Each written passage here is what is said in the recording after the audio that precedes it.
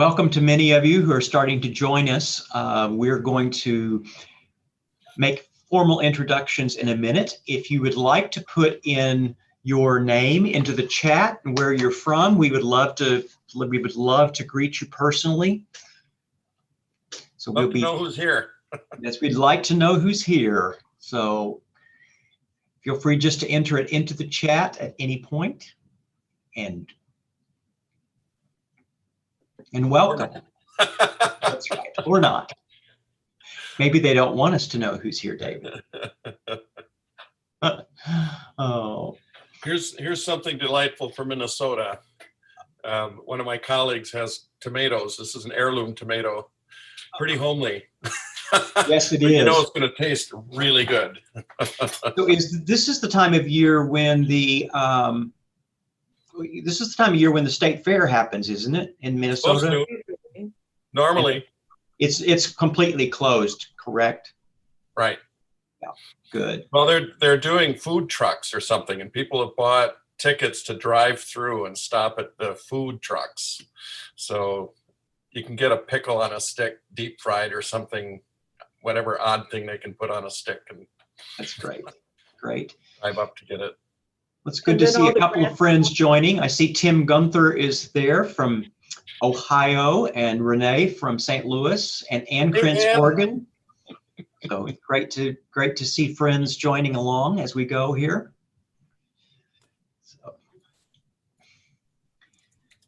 Well, let me go ahead and start doing some introductions. And we'll start by just saying, first of all, welcome. I'm Mark Lawson. I'm president of Morningstar Music Publishers. And we are so pleased today to have a chance to visit with David and Susan Cherwien. And we're going to visit about their approach to planning the National Lutheran Choir Christmas program, and to see if there are ideas that they might have that could be gleaned for those of you who are starting to plan Christmas programs and realized you may not have a choir this year. I think that's right. We're all going to cry. So I think that when I've talked to people, one of the things that they have done is kind of held out hope that they might be able to have a choir, but may now be turning and saying, okay, well, what should I do now? And so we thought we'd have this conversation about how they plan the National Lutheran Choir concert, and thought it might give us some good advice. So David and Susan may need no introduction to some of you, but just in case, let me say that David is cantor at Mount Olive Lutheran Church in Minneapolis, and he's the conductor of the National Lutheran Choir. He's known as both a conductor, composer, and also known for his creative hymn festivals that he leads all around the country. Susan is well known for her wonderful hymn texts and for 3 incredible books of reflections that she has contributed to our catalog over the years that have come from many of these hymn festivals. So welcome, David and Susan. We're so glad that you both are here. Glad to be here. Yeah, thank you. So why don't we start with giving us some background about the National Lutheran Choir Christmas program, how did it get started, what's it like for people who've never experienced it? Sure. We're hoping that this information is helpful in just sparking some thoughts for whatever you've got a plan this year. It's such a rough year for that. I mean, we just don't know what we can and can't do by then, and it's not looking like we'll be able to do much. But so just talk about this program. Larry Fleming was the founder of the National Lutheran Choir. He was one of the Midwest Lutheran College choir conductors. He was at Valparaiso, Concordia College, and also Augsburg College in Minneapolis. He began what he called the Advent Vespers when he was at Augsburg College at Central Lutheran Minneapolis. And to help that, he formed an auxiliary group to augment the choirs of adults from the area. And that group augmented the choirs. And so a lot of those people became the National Lutheran Choir. So the roots actually go back to Augsburg College and the Advent Festival. And it would be the typical thing where they'd have 5 performances that would pack out and sell out. But these were different from all the other ones that are going on. And we've got a lot of them here. It's a little bit of a ghetto. If you want to, there's one person I know that comes up every year that weekend and goes to 3 or 4 programs in the colleges around here. That's a lot. But anyway, they were different and unique. One of the unique things Larry did was include poetry, well-known established poets historically and contemporary, and would weave those into the music. And weave is probably a good way of describing his whole approach, because it wasn't just sing a piece, everybody clap, sing a piece, everybody clap.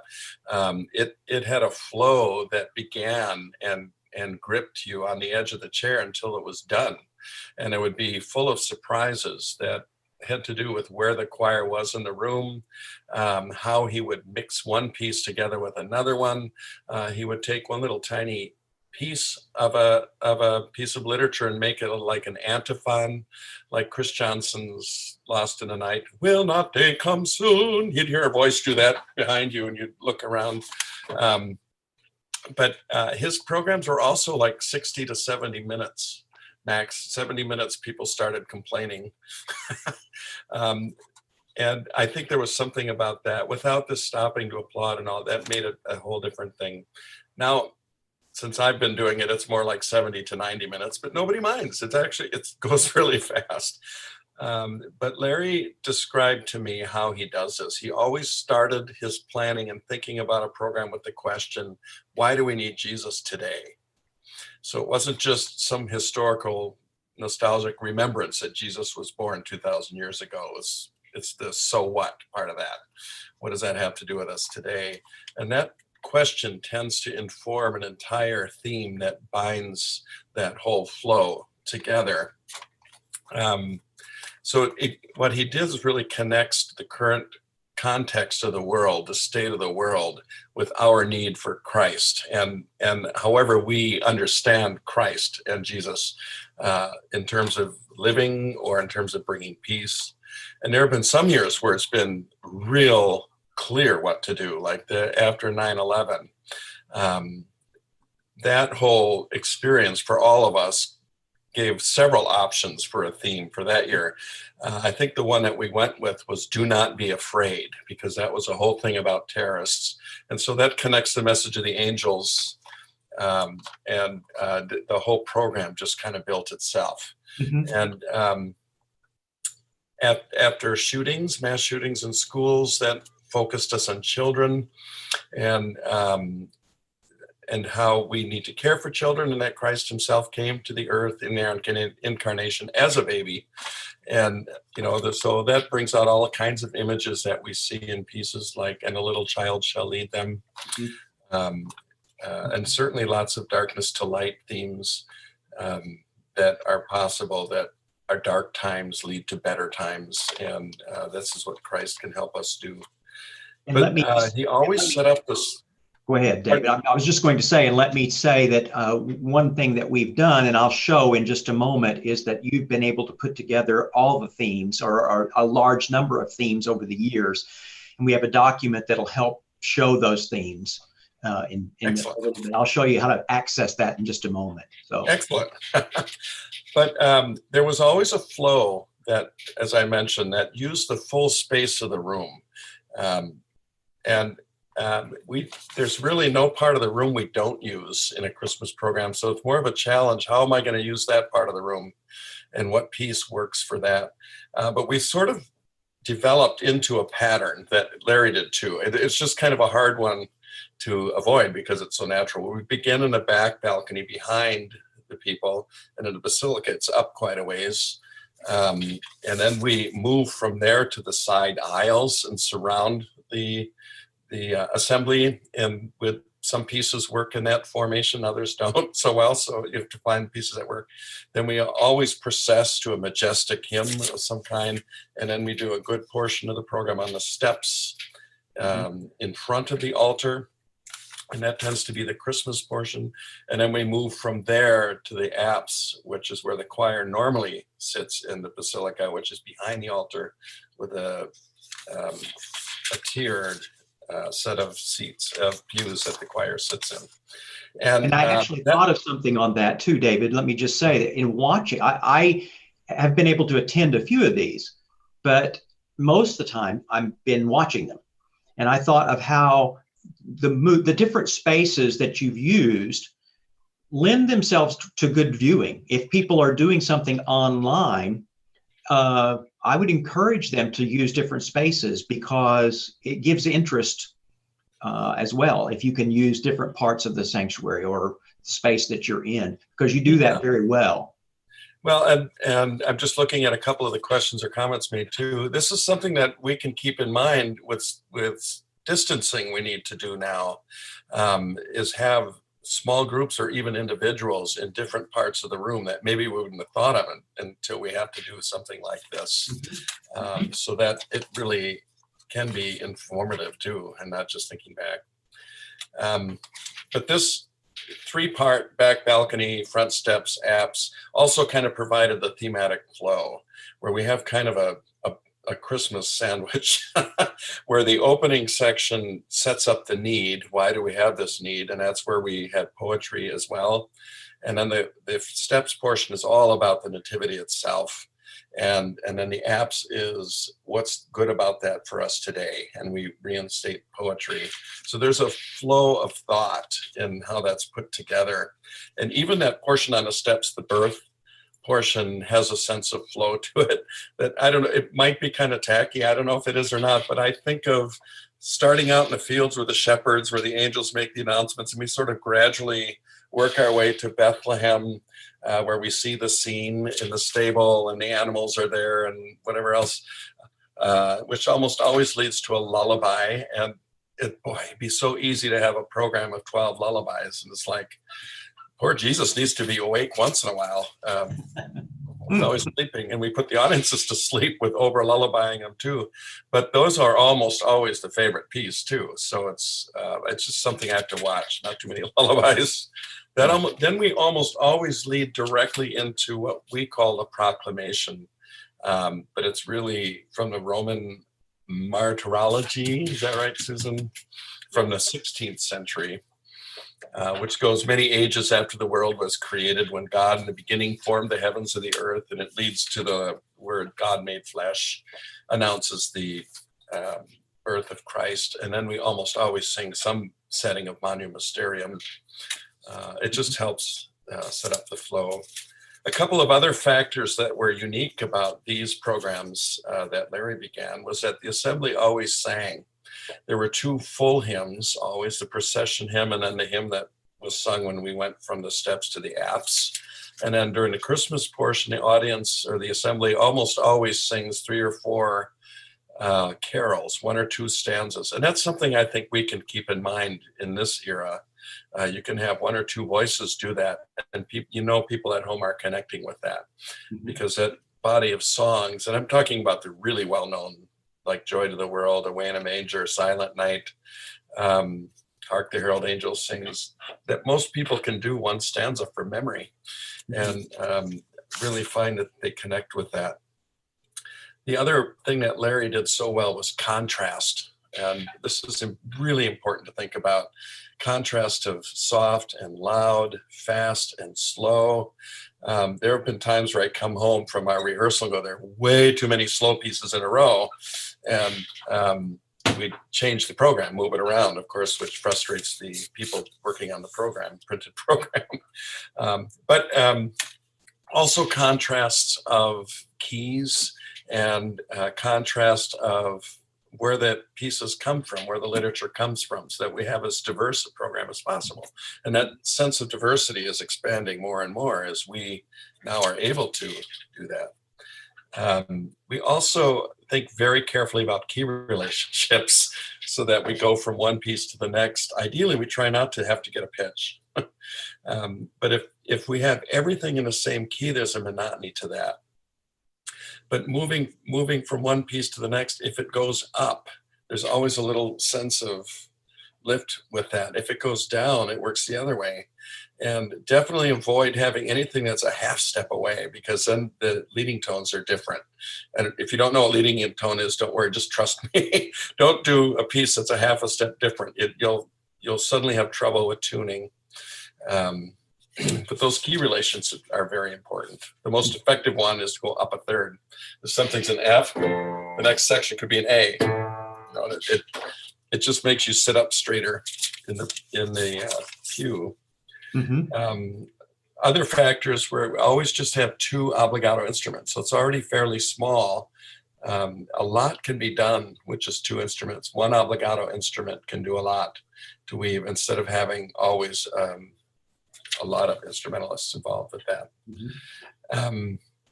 The whole program is kind of like a poem in itself, the way we weave it together, so that stream of thought starts at the opening, whatever we do, and goes all the way to the end, and there's no interruption.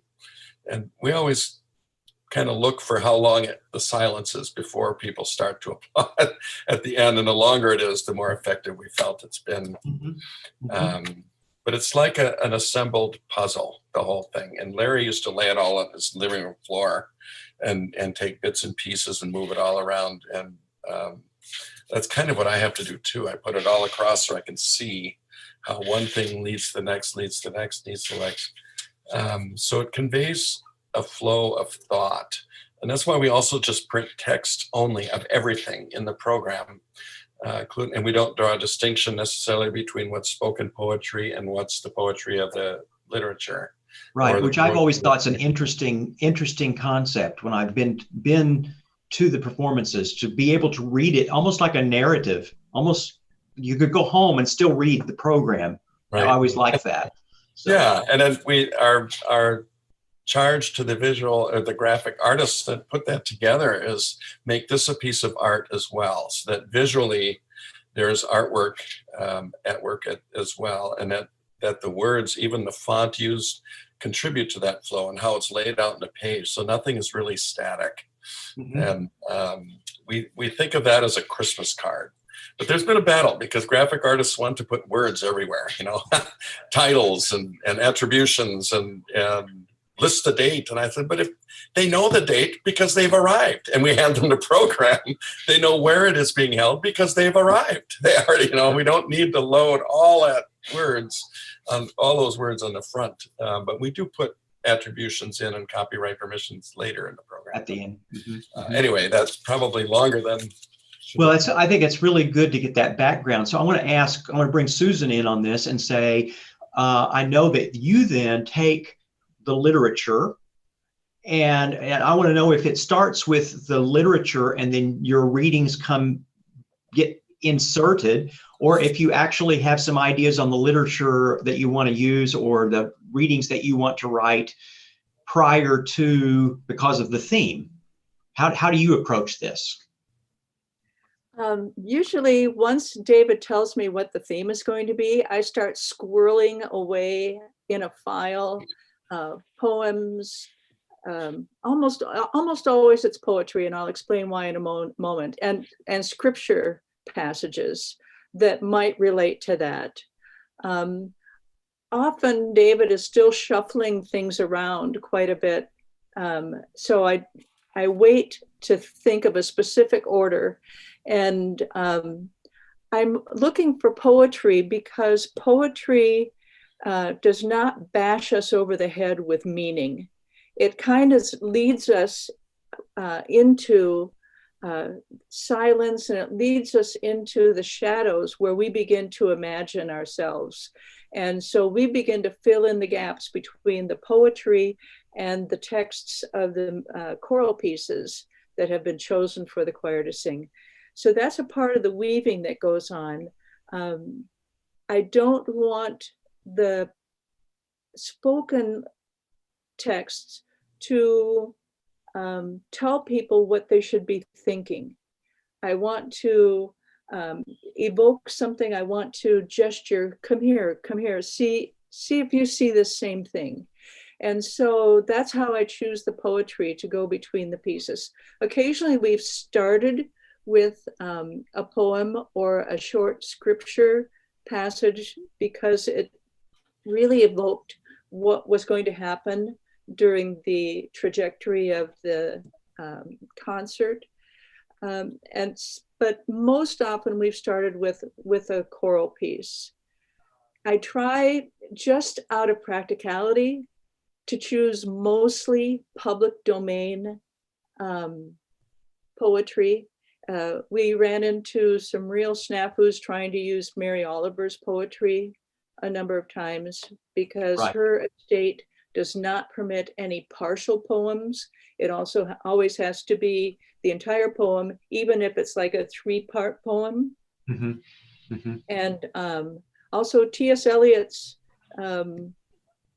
estate is not very helpful in trying to use text. So if there's a Latin or German text that I want to use, I often will translate it myself so that there are no fees associated with it, because $100 for every poem is going to add up very quickly. Sorry.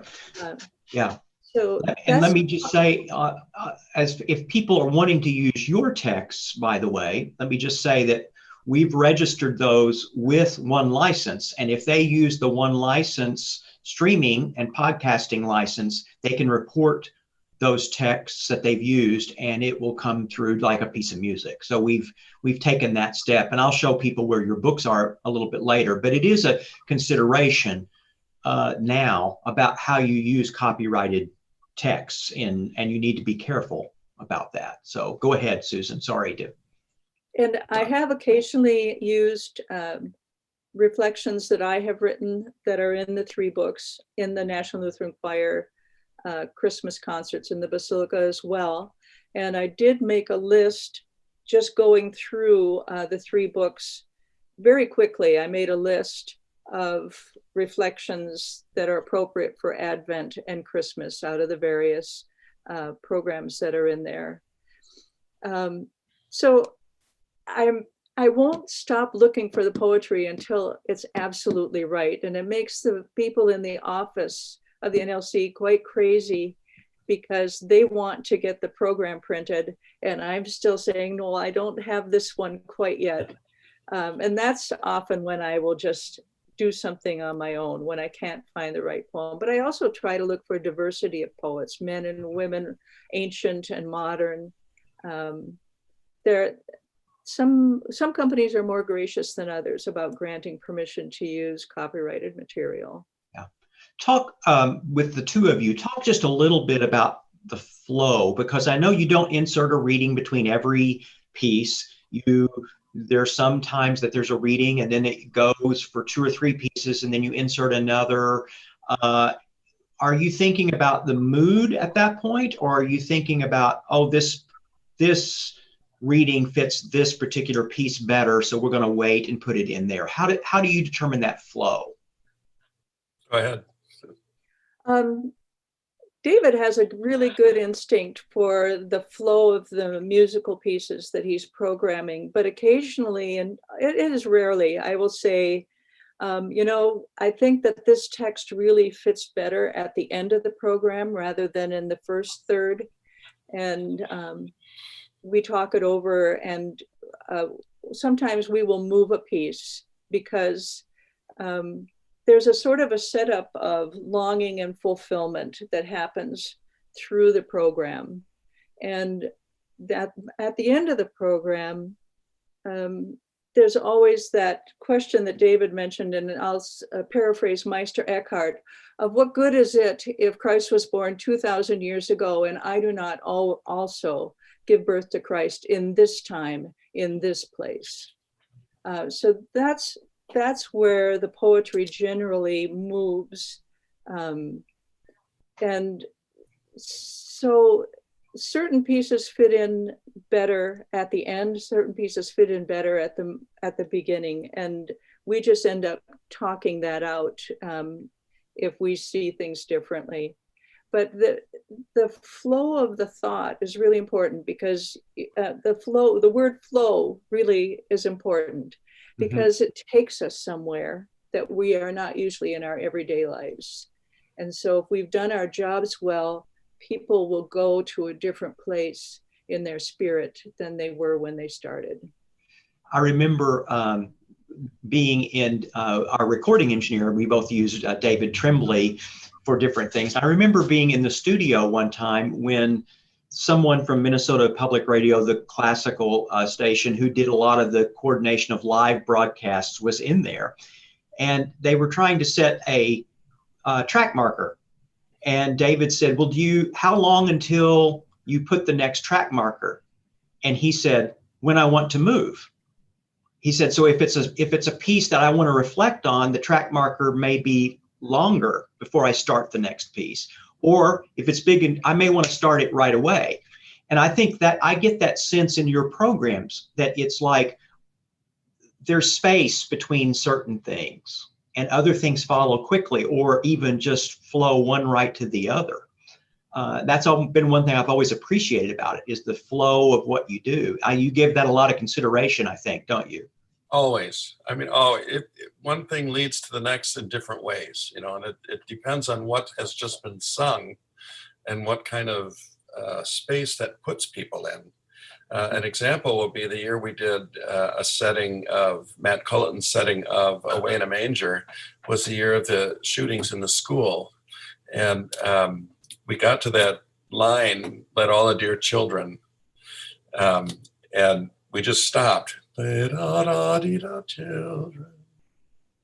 And just paused for a minute. And then when that piece was done, the next piece was, I think, a raucous African piece that we did with drums and all that.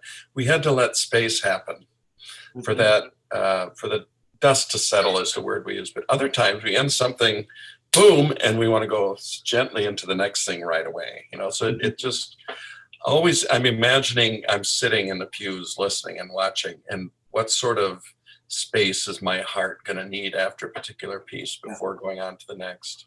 So I'm going to segue just a little into talking about taking this whole idea of building a program like this and take the fact that choral music may not be as big a part of it this year, and that you're using and looking for instrumental resources or vocal resources or soloists or anything. How would that change your thinking? Well, it has changed it tremendously. Here at Mount Olive, I'm looking at, we can do recording. We record and produce a weekly video. We don't live stream yet. And so that's a little different than a lot of people. But there are lots of pieces. We almost always have a string quintet. And there are Telemann Christmas cantatas that are for quintet and soloist. So those we can do safely. So we can get those people in the nave safely and record them with distancing. And even if we were streaming, that would be very doable without having the full choir. The full choir is the big lament that makes it harder to do. We might have to think quartet instead of a group or a full group. Or depending upon how big a space you have, if your choir loft, you maybe could have up to 12 if there can be maybe 9 feet between, and we keep masks on. That's what they're saying now might be acceptable. It all depends on a number of factors, the airflow in the room and the nature of the shape of the space and all that would change that. But it's very different. So I'm looking at literature differently. And Mark, if you could pull up Ubiscopia or the Over the Hills, early music is especially helpful in this time because they were dealing with pandemics back then too, and 30 Years War in the Renaissance. So composers like Schütz and Schein would have to deal with the fact that they were only going to have a few people that next week. And so they would write maybe a 5-part choir piece like this one Mark is pulling up, Over the Hills, Young Mary Hastes. And but he didn't have all the parts, so he might give the alto part to an instrumentalist that maybe he did have. So they didn't have all 5 voices covered with singers, but one of them would be an instrument. Or you could do even more. And in the case of this one, there's a obligato line at the top. The soprano part is its own. So if you look at soprano, alto, tenor, bass part, could be just instrumental. So you would have, and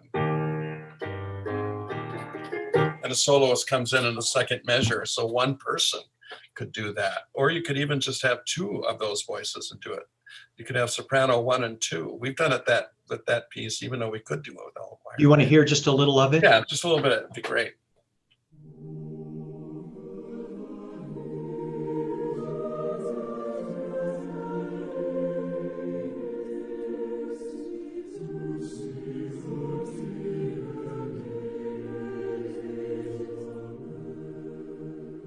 So a lot of the music from that's enough. A lot of the music from that era can be done that way, but probably any hymn would also be, any carol arrangement could be thought of in the same way. I would look at the arrangement and see, would this work with a soloist on the top? "Oh, Come Little Children" would be another one you could do that with, where one person could sing that top line. And actually, let me play the scrolling score of this one rather than the. Okay. Play just a little of this.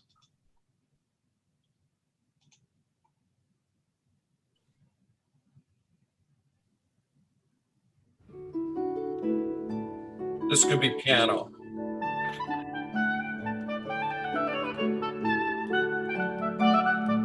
Just one voice could do this, or two.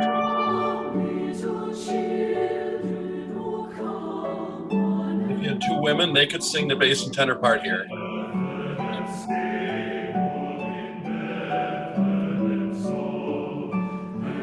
Okay. Right. So that's how I would look at all literature with that in mind. How can I do this with small groups, quartets or octets or something, and put them in different parts of the room if you're streaming? The camera people might go crazy, but I think it's a way that we can deal with this time and find creative ways of handling it. Sure. I think that's a great idea. Am I still screen sharing? Let me. Nope. Okay. You're back. I'm back. All right, good. Let me. I can have it up on my screen. I don't know how to get rid of it now. Oh, there we go. So technology is great. Let me ask this, Susan. We talked a lot about the texts, and I can't stop it from playing. Here we go. There we go. We've talked a lot about texts. I've had this idea that when it's an instrumental piece, that when people hear the melody to a familiar carol or tune, that they're often singing that text underneath in their mind, and thinking that it would be good to go ahead and print those texts, even if we're not singing them. Do you have feelings about that? That's a wonderful idea, because I mean, it's the not just the melody, but it's the underlying text that gives the carols and hymns such meaning to people. And it's a lovely idea, I think, to be reminded of what the text actually is. And it might throw some light on why it was even chosen, not just because it was a cool piece. Mm-hmm. Mm-hmm. So you both have come from liturgical traditions. Do you, when you start this, are you thinking liturgically at all? What? Yeah, you know, how are you thinking? Yes. Well, it's hard for me. I call myself hopelessly Lutheran, but hopelessly liturgical in thinking. And the thing I just can't get away from, no matter how hard I try, is there's such incredible logic to the order of the Mass in a very generic way. The entrance, word, meal, sending. And you could develop any line of thought or any theme that we've talked about with that same approach, that there's something that the entrance is where you say, what's going on in the world? Why do we need Jesus? Which very easily leads to the word, where we proclaim that Jesus is born even today in different ways, which very clearly leads to our ingesting that, so that we bring the Christ life spirit into our lives, and then we're sent back into the world. So when I'm planning a program, I often will I can start with just a pile of pieces. I'd love to do this piece someday. Do you all have those piles in your office? That you can't see mine? I hid them. They're I can't get the computer changed. They're huge piles. But what I'll do is start throwing them in which of those categories they fit. Is this something that's pointing out what's going on in the world today, or is this proclaiming Jesus is born? Is this sending us into the world with a new understanding of what Christ in us means? And it just provides an order. I actually use that for most programs that I plan. Hymn festivals or concerts other than Christmas. That same kind of approach really works, but it's also something that the assembly can grab onto. I think they pick up on that too, when there's a sense of flow and not just piece of texts that kind of go all over the place with what they're about. Right. So I want to share my screen again, and I want to show some resources that we've set aside just to make sure that people know how to find them on our website. If you go to our website, and particularly if you go to the home page, you will find the picture of our blog with Susan and David. If you click on that, you'll go to the bottom, and here are 3 resources right here. One is very helpful, and we're going to be putting this out much more broadly very soon. And we're calling it an Advent and Christmas portal. So we have things divided up for ensembles at the beginning with string orchestra, string quartet, violin, cello, piano, things that sometimes it's hard to search for. And you can click through here and see a variety of different pieces. And then we also have our collections of Advent and Christmas for different solo instruments. You can obviously go in and search over here on the left and I can show you how to do that. But these are things that have been popular over the years that we've set aside for easy access. Then there's an area what we call featured for festive carols. If you're wanting to do carol singing, and if you're doing particularly for online service and you want to add variety to that carol rather than just playing it straight through, this is the section to look at, because you might see Bob Hobby has these festive introductions. Michael Burkhart has the Silent Night with 2 flutes, guitar, and so you wouldn't really need voices other than solo voices for any of these publications. And then we set aside vocal solos that could be used during Advent Christmas and piano collections that can be used Advent Christmas. It's very easy to search the organ for season. I didn't set those aside because it's so easy to find that on the organ page. Now let me show you one other thing you would want to do is if you want to find Susan's books, if you simply go to the books area, you'll find that her new collection is right here at the top. And if you click on that and you want to see the other 2, just scroll down to the bottom and go to related products, and you'll find all 3 of her books here. And those are easy to find, okay? But we encourage you to look around on this section as much as you would want to find different things that would be helpful to you. I'm going to go back now to this, and I will show you that this is the link where Susan has set aside all of the different readings in her publications that could be appropriate for Advent and Christmas. So there they are. And then this tab are the different themes that have been used by the National Lutheran Choir over the years. David, do you want to say anything, or Susan, about any of these themes that you would want to mention, point out specifically? I'm just looking to see if I can remember what went on in the world that brought those about. It's kind of hard to know. Yeah. Well, 2011 is End on Earth Peace. So that's the one I went with, I guess, that year. So after, oh no, that was 2001. Never mind. And I see that you have a focus on each one listed. So you have a title, but you also have your focus, which is interesting, I think. Yes. Yeah. Yes. Great. Very good. Okay. So I hope that you will use the website to look around. And let me show you, if you are interested in searching for Oregon, simply go to the Oregon tab, go over here to your liturgical year, and you can click Advent or Christmas, and you'll find many.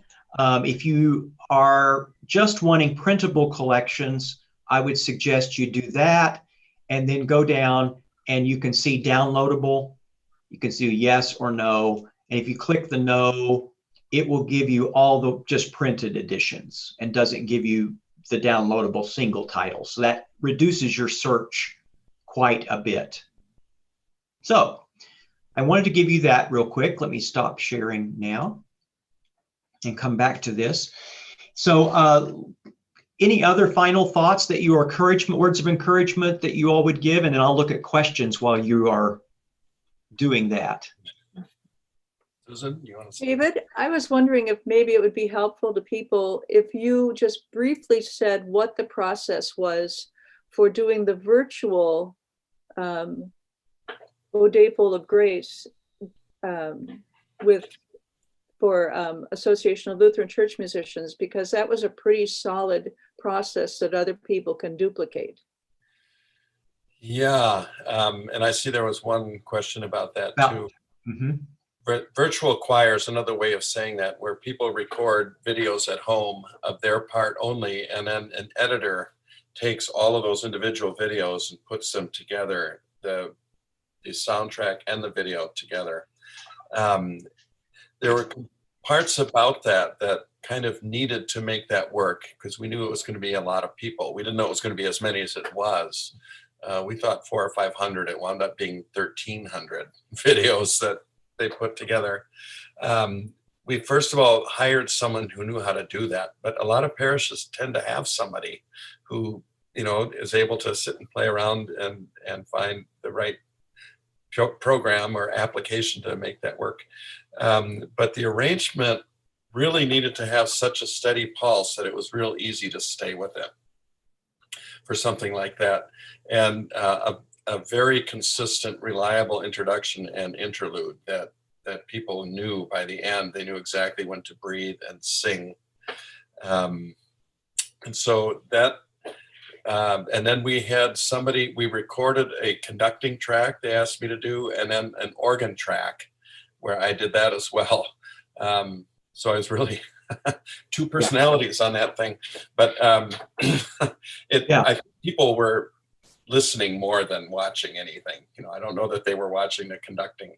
I think, but then those videos are so people had to record without the recording being able to hear what they were listening to. So we needed either headphones or some way from another device. So you had It's to a have complicated process. Yeah. And I'm amazed that some consuming. churches are doing it on their own. They are. It's really great to see. So we had one question to ask about the O Come Little Children again. So let me show you how I got to that section. So let me share my screen again. And I'm going to go back to the home page. And if you go to the top, you'll find in the choral area that you then choose church rather than school and concert. If you go over on the left side, one of the things that I use a lot is the series button. And I will choose series, and I'm choosing the National Lutheran Choir series. And everything comes up at that point. I personally like to go down here and get all of them rather than just 12.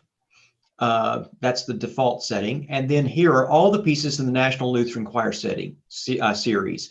And David, I think you were also talking about, was it Silent Night? Was it, which piece were you? Silent Night. Yeah, I mean, that arrangement is inspired by Alice Parker's teachings, where you look at where a hymn comes from, and that informs the setting or how people are going to sing it. And I think most of us are aware of the story of that being the organ was broken, and so guitar player was what they had. And so the accompaniment is just very guitar-like. And this arrangement is meant to, it's really mostly for the accompaniment, and which would not be organ, which could be piano.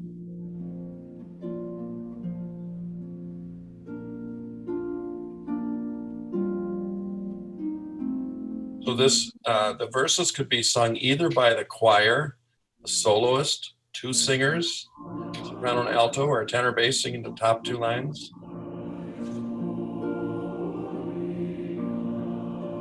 or the congregation. This is the standard harmonization for most people, which is public domain, by the way. Yes.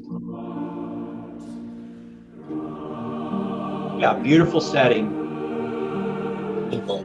I think another new one that's very accessible as well is The Joy to the World.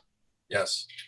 And that's the same thing. I think Handel, you know, that kind of pompous late Baroque where you sit up straight and lots of dotted rhythm. Bum, ba, bum, ba, bum.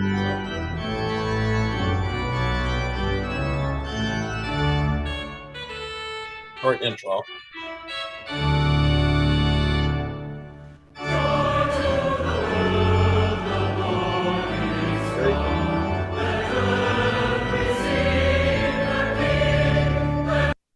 Well, I would encourage people to look around at that spot and see if there are things, there are many different pieces in the catalog that could fit for this. Let me see one more question here before we go.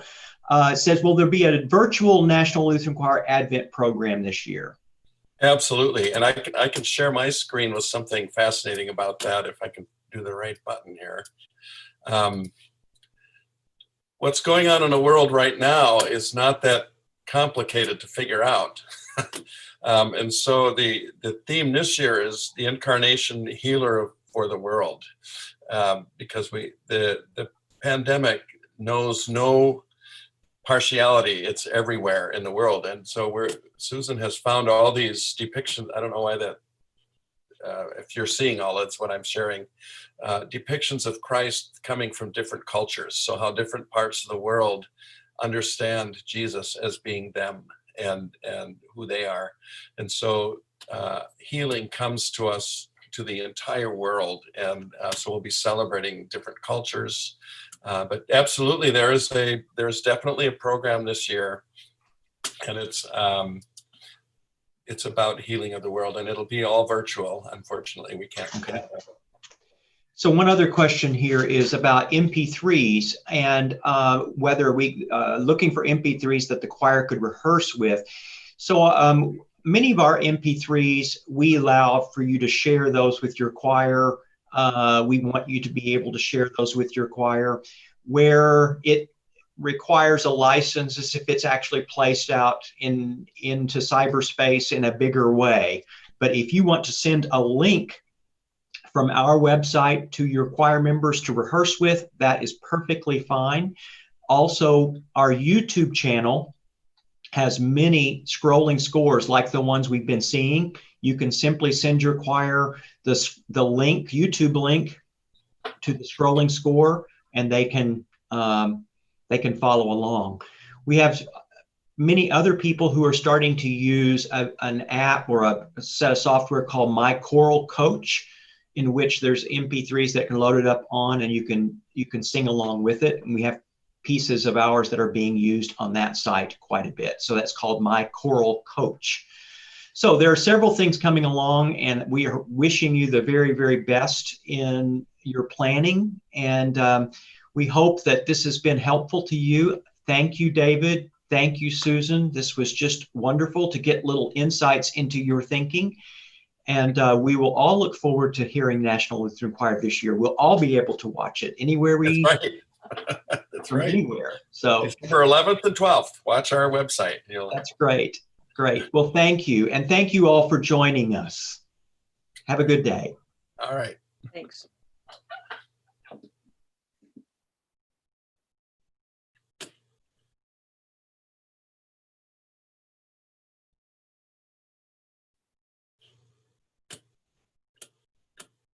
I think we can sign off.